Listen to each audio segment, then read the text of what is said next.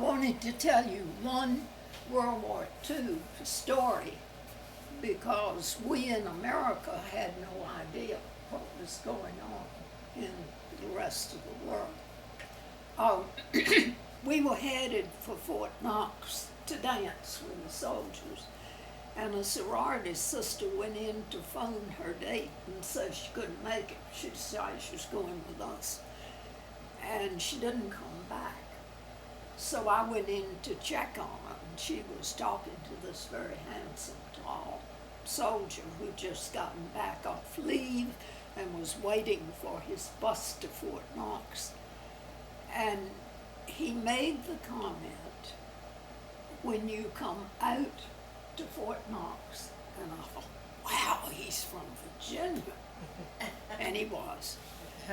He had given the sorority sister the telephone number where he could be reached, so if we came out, he could bring some good soldiers. I think one night we went for a dance out there, and they had just turned the kitchen help at Fort Knox loose. And all these guys from Brooklyn, and I hope you understand, but they all smelled of spaghetti. And we ran to the restroom and hid because the dowager women who sponsored this thing would take us off the list if we weren't good. So he gave Jane the telephone number, and we got on the bus and started for Fort Knox, and she said, here's this, I won't need it. And she gave me the telephone number. And my mother and my grandmother particularly did not want me dating soldiers. But my mother fell in love with him, and she still was dubious about me getting serious with this guy. So she wrote her cousins in Portsmouth. Francis Fletcher, did any of you all know the family? She wrote them cousins, distant cousins. He claimed to be very knowledgeable about Portsmouth and everything going on. She got this letter. They did know him. Isn't that fascinating? And recommended him very highly. And my mother called me in the room and she said, don't get angry with me that I've received this letter. I just thought I better check up on this. And she looked at me and she said, if you can get him, get him. She was in love with him already. I ended up at Camp Polk, Louisiana, in the middle of those scrubby pines and very little greenery. My husband was transferred there, and we were staying in a little town about 20 miles away. And that town was voted as the worst town in America, worst army town by Life magazine. So you can imagine what it was like.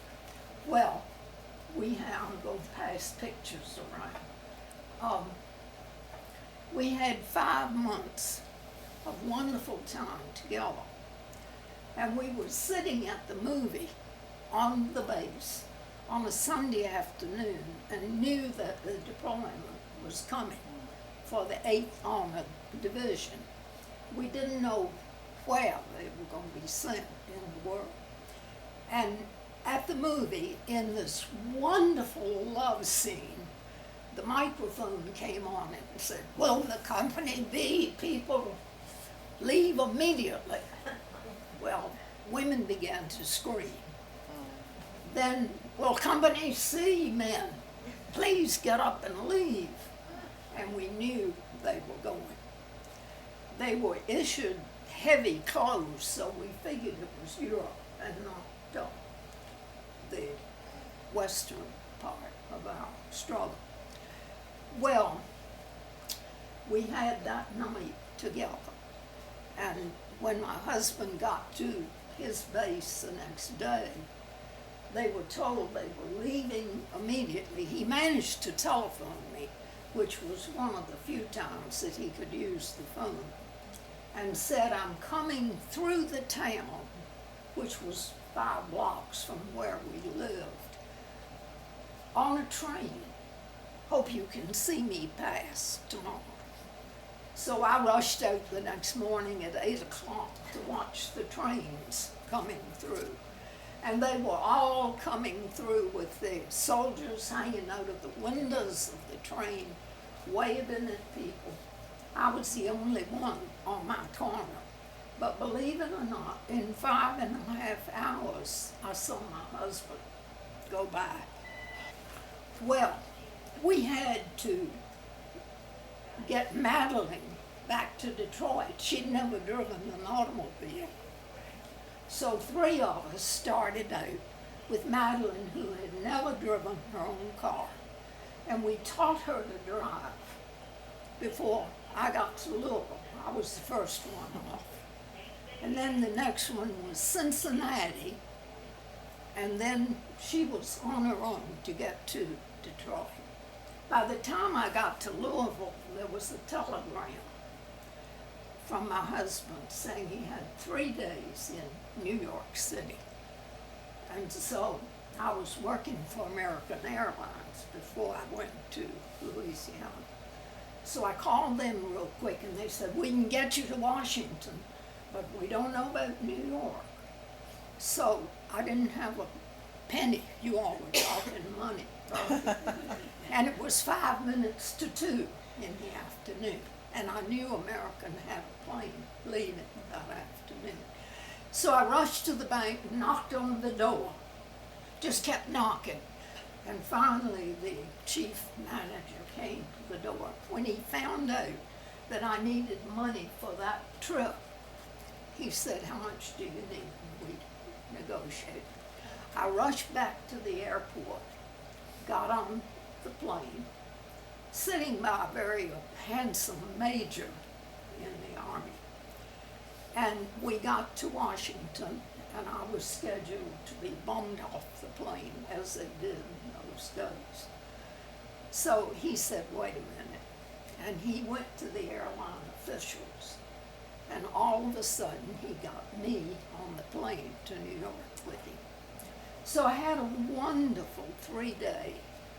They would come in from Fort Dix at noon every day. And the wives who had learned where they were, and we had some that I knew, would go down to Grand Central Station and watch the soldiers get off the planes, off the trains, and come in. And we knew if we looked at the boots, they were our guys. They removed all insignia so that nobody could find out where they were going or who they were. But we knew we'd been told to watch the boots. That went on for 2 days, and the last night at midnight, I heard a rapping on my hotel door and quietly calling my name. And it was my husband saying that they were leaving. That was it. The next day, we all rushed to Grand Central Station at noon and watched the crowd coming off, and the boots were different, as much as wearing different kinds of shoes. So we knew they had gone. One of the girls in our crowd, one of the wives, did not have a nickel to get home. Her husband had entrusted her with keeping the money. So that went to Europe with him. So there was nothing to do then but to get on the train and get to Louisville, where my parents were. So that's just one of the wonderful stories that I have as memory. And I thought you all would enjoy that, knowing that we've read a book about Canadian women and what happened to them in World War II.